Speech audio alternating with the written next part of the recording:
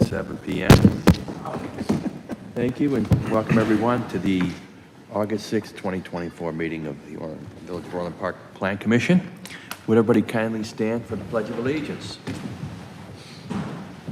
I pledge allegiance To the flag of the United States of America and to the republic for which it stands, one nation, under God, indivisible, with liberty and justice for all. Thank you.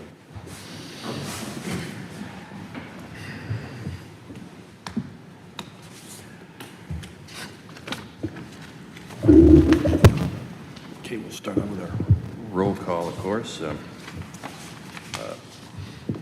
I'm here, Chairman Parisi, Vice Chairman Schuessler.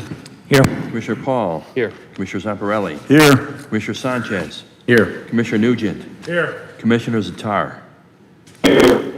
Thank you all.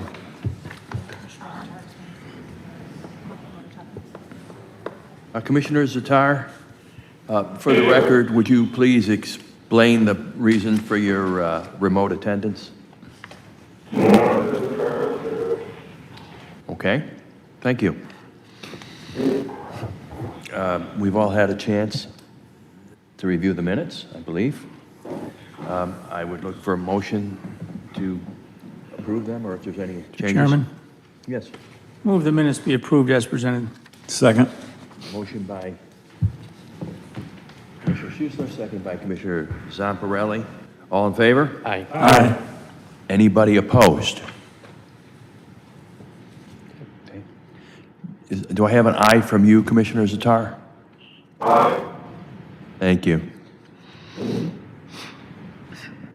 I move, oh, by the way, just if anybody happens to be here from the public, the way we usually do things is we present each individual hearing, and the petitioner will speak first, followed by our staff, and then if anybody from the public wants to comment, they would follow.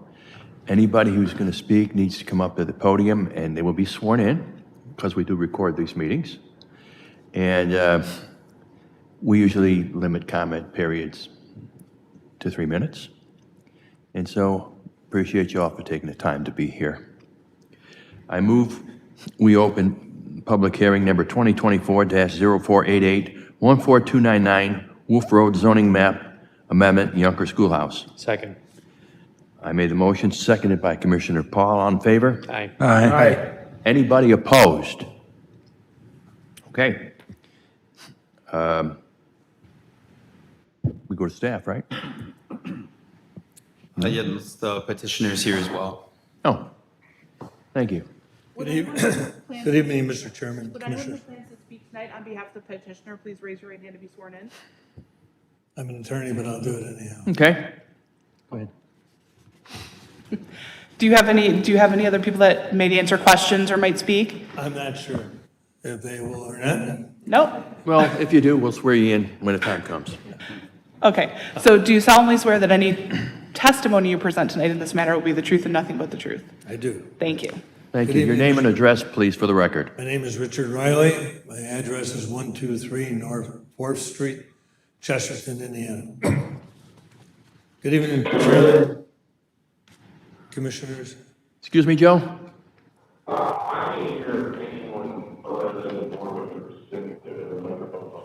Oh, that's all right. We just moved the microphone up a bit. There you go. We have a tall gentleman here. Can you hear me now? Maybe get a little bit closer. Yeah, raise it up even higher. Can you hear me now? Yes. Sounds like a phone commercial. That's as good as it's going to get. Good evening. I am the owner of the schoolhouse that's located at 143rd and Wolf Road.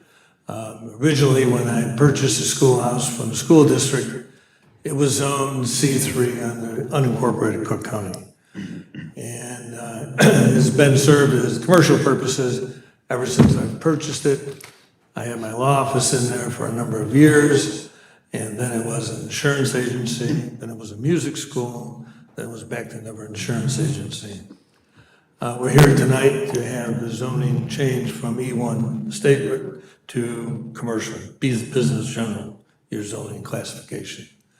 I've had an opportunity to read the staff report, and not surprisingly, I concur with their findings and recommendation. If there's any questions, I'd be glad to answer them. Thank you. Thank you very much. Staff? Good evening. I'd like to begin by requesting the staff report be entered into the record as written and as presented. So the Younger Schoolhouse property is located at the northeast corner of 143rd and Wolf Road. It's about a half acre in size. It's in the Orland Grove Planning District. It's designated as neighborhood mixed use. And the petitioner is requesting to rezone the property, as just stated, from E1 Estate Residential to BIZ General Business. The comprehensive plan dedicates this as neighborhood mixed use. It was previously utilized as a commercial property and did have the Cook County General Business zoning when it was unincorporated until 2009. Once annexed, the property continued to be used as an office. The rezoning does align with the surrounding properties in the area, and as you can see on the map, there is a gray area, or a kind of a blue-gray. That's LSPD zoning, which contains the same regulations as the BIZ district for commercial properties. The schoolhouse lost its legal nonconforming status for being an office use because it was vacant for more than 6 months, meaning that only E1 land uses are allowed here currently, which is not appropriate for this area, as you can see from the surrounding context. And the petitioner did provide responses to the rezoning factors, and staff does find them acceptable. Just for some of the surrounding context of the area, the surrounding properties include the First Midwest Bank to the northwest, Promenade Plaza to the north and the east, and gas station to the south. And there is an existing shared parking and access easement from the schoolhouse to the Promenade Plaza shopping center. Just a little bit more background. There was a cell phone tower constructed on the property, which was approved by Cook County Zoning Board of Appeals, the Illinois Historic Preservation Agency, and the FCC back when the property was unincorporated. And future development changes will need to comply with Code Section 64314, which is our wireless communication facilities section. Additionally, any new tenants to the site must meet our general zoning requirements, such as like ADA compliance, parking lot standards, and proper screening around the base of that cell phone tower.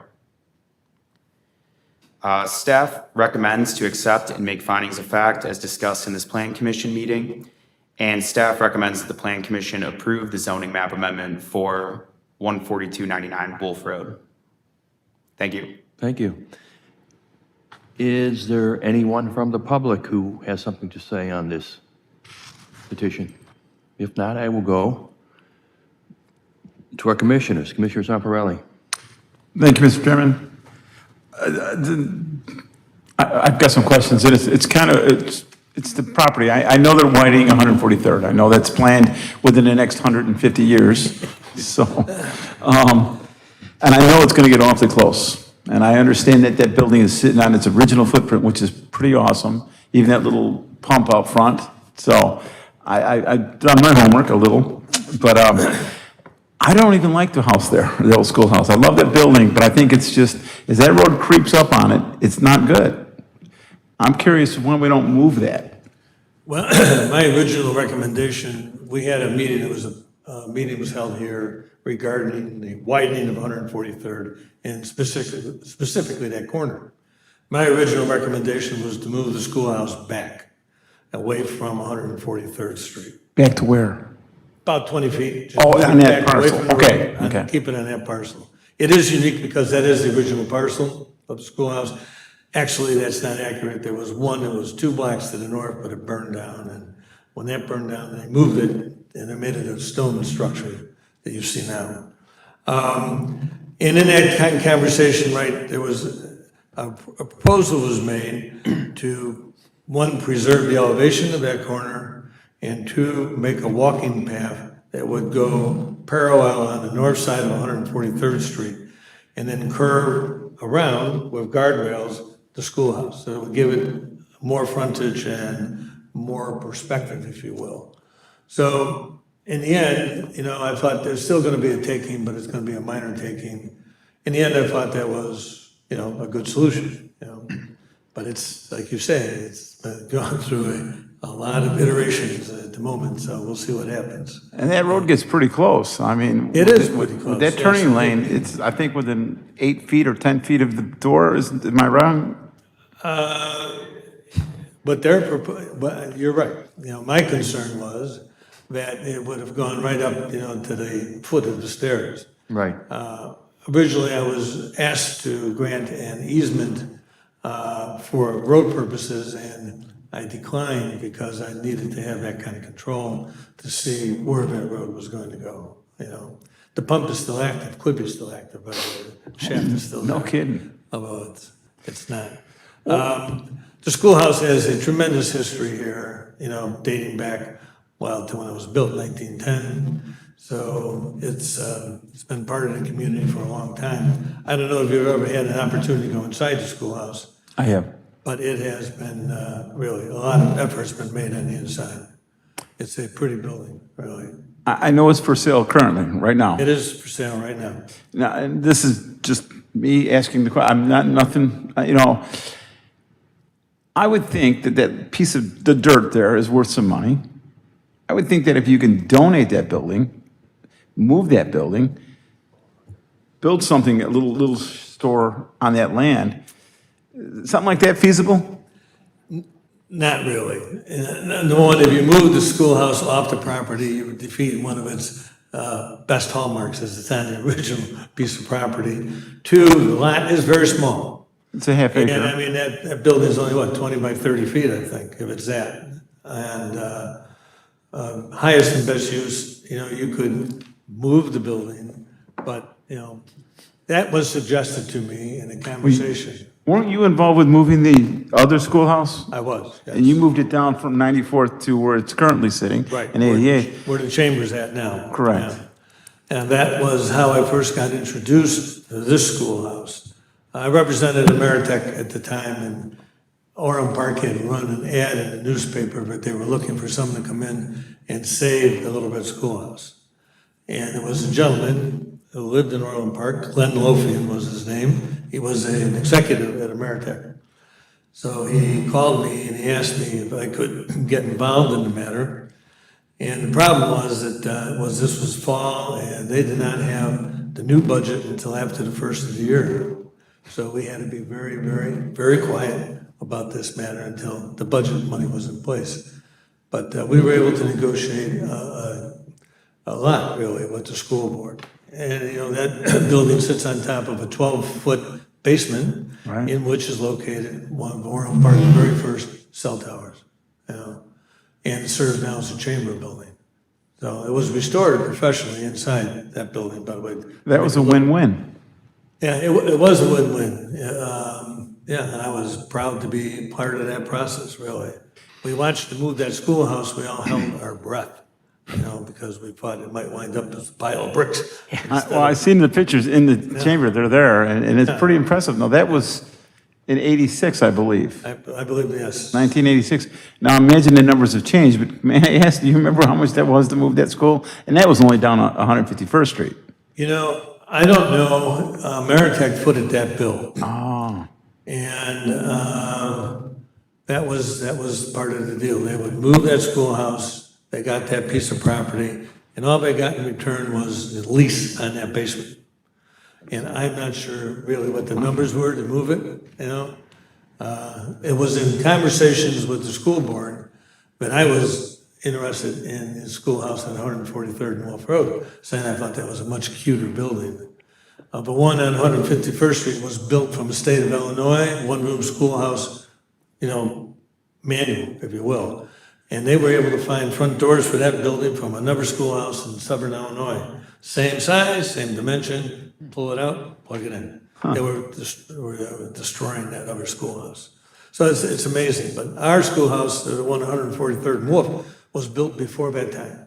So that use of that concrete block that's made to look like stone was a new material at the time, So Wow. Very interesting, you know. It is interesting. I mean, I'm really concerned about it being that close to that intersection, and I imagine you are as well. I am, you know, what was proposed, I don't know if I submit one of those drawings to staff or not, the final drawing. I think it would soothe some of those concerns because A, their property is about 3.5 feet, 4 feet above the grade limit. Right. Grade level. And they were going to have some sort of a fence and then a walkway on the inside of that. And it curved and went around that corner. We were going to have the stairs exit sideways instead of straight down, and we were going to put a railing in front of it. Oh, okay. So it was a lot. That's what you're referring to, yeah. Yeah, I didn't think the stairs were going to go sideways, so. It was going to be a side exit. Okay. Oh, from the side of the building, maybe? No, No? the stairs, they wouldn't come straight down towards 143rd, they go to the side, They would go east towards the pops. east or east and west. Yeah. That was, Because you don't have the room. so there was, but like you said, also it's elevated, so Yeah. that's how those concerns were addressed. Yeah. Well, I don't want to take up any more time, but I just really, that's, in my little, I've been in Orland all my life, and I love that little building, but I just think that, gosh, I'd love to see that thing on West Avenue or something, if somebody can just I pick it know. up. Well, I mean, it's not that it would be bad in West Avenue. It's Yeah, just, yeah. very expensive to move. Yes, it would Yeah, it be. is. It would be expensive to move. And then the use for that property, I really think would be limited, you know, going forward, that little corner. Of course, when I bought the property, there was no shopping center there, you know, and they were still running horses in their field. You know, interesting. I hate to say that, makes me feel really old, you know, but. Well, that's all I have. Thank you for your time. I appreciate Oh, you're the welcome. You're memory lane. Thank you, Mr. Roddy. You might want to stay there. Commissioner Nugent? Couple quick things, staff first. So, minor point, but Shell is also zoned E1, and we're not cleaning that up at the same time? We were just doing parcel by parcel, like when an application comes in. So Shell has its non-conforming status. If it ever goes out of business or a new tenant decides to take over that spot, they will rezone. And the same, when I lived over there, one of the traffic study stuff, a lot of people don't realize, but Shell owns the land to the east and to the south. So I always thought the idea was, you know, the road doesn't have to be straight. At that intersection, they were going to steal more from Shell than your intersection because Shell is more land. Currently, yeah, the land to the east and so the Shell is the square parcel, and then the land to the east and the south is actually a different property owner. For Shell? Yeah. Okay. But yeah, because there's land to the east. Isn't the lot owner east of Shell? It is not. Oh, it's not? Okay. But I just remember back when they were doing the hearings, because you have a lot of complicated properties between Will Cook and Southwest Highway. Leaving the map up, and I guess petitioner knows more, is the half acre include what looks like should be easements? So in the future, it's going to lose a lot of its half acre, right? That issue, right, came up because when I first got the survey had drawn lot lines to what he thought was the right-of-way. But both of those roads are not right-of-ways. They are easements for highways. So the story, if gold was discovered and was on my half of the street, it would make my gold, right, you know? So- Perpetual easement? Pardon me? Perpetual easement? That's a good, I'm not sure the easement status of it's a county and state highway, so it's not considered right away. And of course, people, including the surveyors, tend to neglect details like that, so. But so that became famous, and is that going to help me out a great deal, to be honest, right? Probably not. You know, no, probably not. So I will say this, the state of Illinois was kind to me as well in that they located the traffic control center, all the controls, instead of being on the northeast corner, it's on the southeast corner, next to the Shell station. And they did, well, all the other ones going up and down Wolf Road are in fact on the northeast corner. So I was a little bit of cooperation at that level, which was good. Do you have any other questions, Commissioner Nugent? No. Thank you. Commissioner Schuster, have anything else? Couple. I think the widening project is still in phase one, so there's possibility to make changes in that, but my understanding was they're going to move the roadway to the south a bit to compensate for the schoolhouse. Well, if that is true, that's happy time. I'm glad to hear that, right, you know? So, So that's good news. this is good news. Couple of questions. The parking for the building is a rather strange shape, and I doubt whether you get 4 or 5 cars in there. I happened to be driving by the other day, and I thought, okay, this is coming up on the agenda, I'm gonna go look, and I drove around the back, and I drove into that parking lot, and I had my wife's handicap Dodge, what's it called, a Grand Caravan. I had trouble with a single vehicle turning around in there, so I think you can get maybe 2 cars in there if you want to get them out. If you We, piled them up bumper to bumper, you could get 5. there was at one time a beautiful tree there, and I did not want to see it go away, so we made the parking lot kind of go around it. Go around it, that's why the it's a reason strange for the shape. curve, yeah. And at the time, you know, getting into that lot was off of 143rd, and that was really very difficult to conceive of in traffic patterns. Sure. And the gentleman who was building out the Promenade Plaza needed 7 additional parking spaces. So he came to me, and I gave him an easement on the east side of my property. I forget what the actual footage was, but it was to allow 7 additional parking spaces. In return, I got the access easement in and out of his parking lot and connection to his drainage system, which was important to me as well.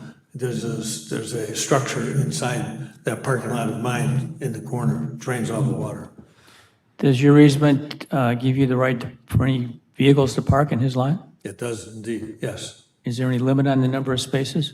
Nope, Is there any limit on the term of the agreement? nope. Okay, that solves the parking problem. Yeah. That document was provided, by the way, staff has a copy of that easement document. Staff mentioned section 6-314, which has to do with cell towers. What does that section provide? I forgot to look before the meeting. So they would have to screen the base of the tower, and then there would also be, if there was any changes to the tower, they would have to come in for a special use permit. Okay. Yep. And as an aside, I might say that I was involved in your purchase of this property because I was on the school board, as you know. And I was involved with you also regarding the moving of the schoolhouse about a mile Long time ago. east. Yeah. So it was an interesting time, and to answer Commissioner Zamparelli's question, because I know what Ameritech paid for that, or I knew at one time, I can't remember now, I'm sure it would be not feasible. You know? Ameritech spent a lot of money to move that brick schoolhouse They a did. mile to the east. And you're right, it was a win-win situation. It solved the school district's issue of saving the schoolhouse. It gave Ameritech, or AT&T Ameritech, I forget what name it was using at that time.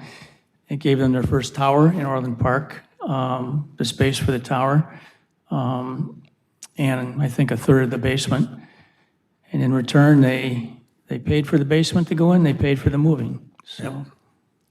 And I think they also paid for the redo of the inside, the historical redo, to bring it back to what. it They should might have look paid like. some of it, but a lot of that money was then raised voluntarily. Okay, But it was an interesting process, and then when you came along and said you wanted to buy Yonker School, which was used for storing paint at the time, yes, indeed. Good thing they left the heat on.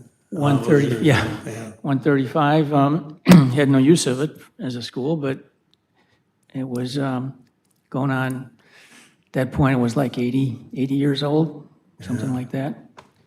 And you did spend a considerable amount of money to upgrade the property to make it usable.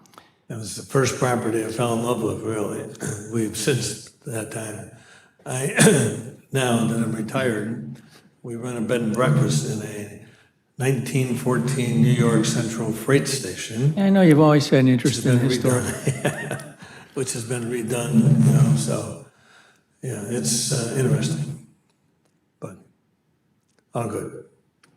For people who don't know, Mr. Riley, whose correct legal name is Richard Connor Riley, did some landmark cases with regard to siting cell towers throughout the entire Midwest during his career. Thank you. Anyway, I have no further questions. Thank you. Commissioner Zatar? No, Jim. Commissioner Zatar, any comments? Thank you. Commissioner Sanchez? No, I think it seems pretty cut and dry. E1 estate residential doesn't seem to fit the property, so I'm all for it. Commissioner Paul? Yeah, I mean, obviously, we want to preserve this. I mean, we want to preserve this building and to make it viable, to be able to be rented out and used rather than just being just a piece that's there. Yeah, I mean, it makes sense to change the zoning so we can do that. Thank you. Mr. Chairman? Thank you. If he's done, I have one more question, if I could. Go ahead. Do you have any objection at this point to going through the process to designate this as a local Orland Park landmark, not the national stuff, which is very involved in? Not that I am aware of. Would you- I personally would like to see what the ramifications are. Does it involve anything about the outside of the building? I don't anticipate any changes on the outside of the building.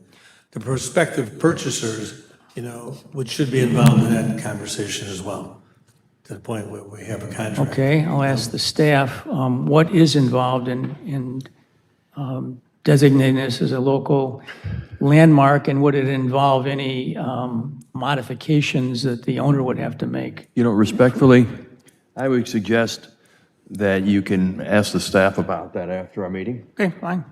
Thank you. And you said you're okay? Yeah. As for myself, it looks fine for me, and I just want to thank you for sharing your vast knowledge and concern. That's obviously you've really are very studied on the subject. And thank you for taking the time to be here. Much appreciated. I look for motion. Mr. Chairman? Oh, Commissioner Paul. all right. Yeah, regarding case number 2024-0488, also known as 14299 Wolf Road zoning map amendment, I move to approve the staff recommended action as presented in the staff report to the Plan Commission for this case. Second. Motion by Commissioner Paul, second by Commissioner Sussler. All in favor? Aye. Aye. Anybody opposed? Okay, we'll do a roll call then. Commissioner Sanchez. Aye. Commissioner Paul. Aye. Commissioner Zatar. Commissioner Zapparelli. Aye. Commissioner Nugent. Aye. Commissioner Schussler. Aye. Chairman Parisi. Aye. Thank you again. Thank you much. Thank you for being here. Okay. I move that we close public hearings. Second. Second by Commissioner Paul. All in favor? Aye. Aye. Anybody opposed? Thanks, Joe. Nobody opposed. Okay. Other business, I move we open non-public hearings with hearing number 2024-0561, Plan Commission Bylaws Public Participation Policy. Second. And we have a second by Commissioner Paul. All in favor? Aye. Aye. Aye. Thank you all, folks, for being here. Much appreciated.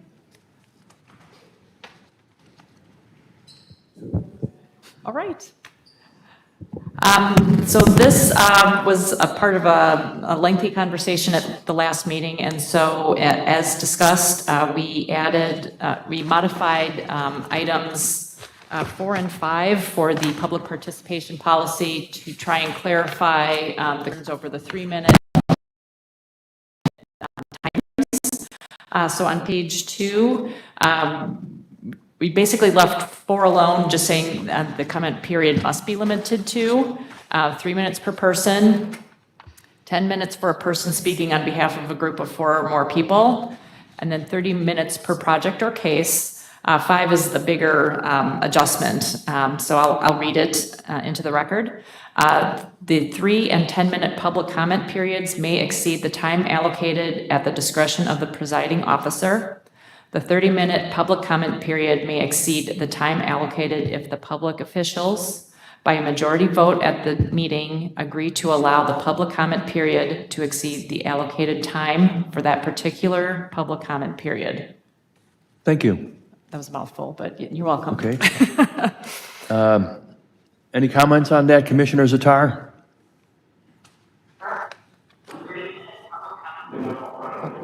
Okay, well, thank you. Commissioner Sanchez? No, I think that makes it a lot Paul. more clear than Thank you. than Thank it you. was before. Commissioner Zamparelli? No, I'm good, thank you. Commissioner Nugent? I'm good. Commissioner Schussler? I'm the one that asked that it be clarified, and I think it's crystal clear now what the rules are. Great. I agree with Commissioner Schussler, and I thank you for clarifying it for us. So at this point, I would entertain a motion. Mr. Chairman, Commissioner Schussler? regarding case number 2024-0561, also known as Plan Commission Bylaws, Public Participation Policy, I move to approve the staff recommended action as presented in the staff report to the Plan Commission for this case. Second. Motion by Commissioner Schussler, seconded by Commissioner Paul. Commissioner Zatar? Aye. Commissioner Sanchez? Aye. Commissioner Paul? Aye. Chairman Parisi, aye. Commissioner Schussler? Aye. Commissioner Nugent? Aye. Commissioner Zamparelli? Aye. Thank you, and thank you again for that clarification. It helps a great deal.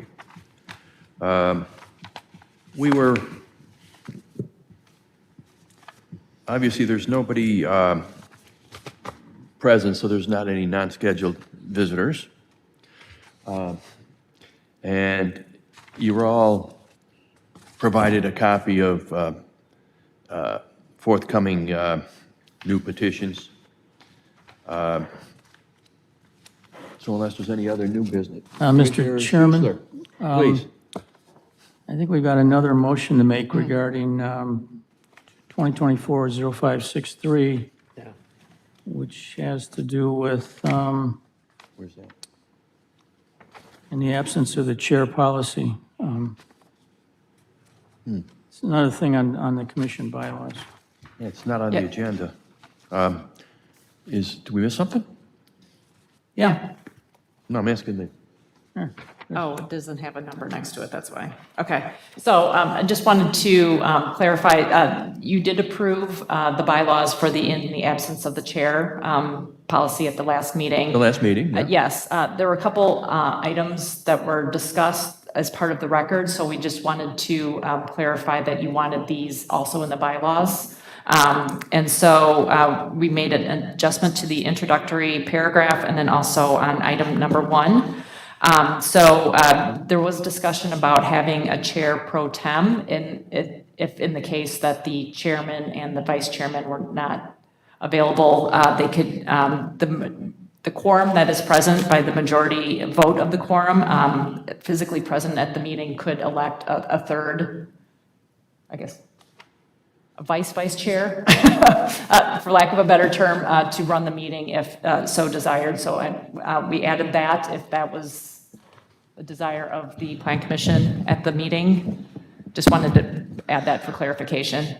So just to clarify, this was already approved, and the language of the staff report just includes the additional discussion that was as approved in the last meeting, correct? It includes the discussion from the last meeting, yes. Thank you. Yes. There's a recommended motion. Do we need that? We did it. It was already done. Nice. Okay. I guess if we need that just to further add these, or we could just include them. You don't need them? Okay, I think we're good with the direction that was on the record last time, okay, and the approval that was taken then. okay. Commissioner Schussler? Aye or nay? You didn't say aye or nay.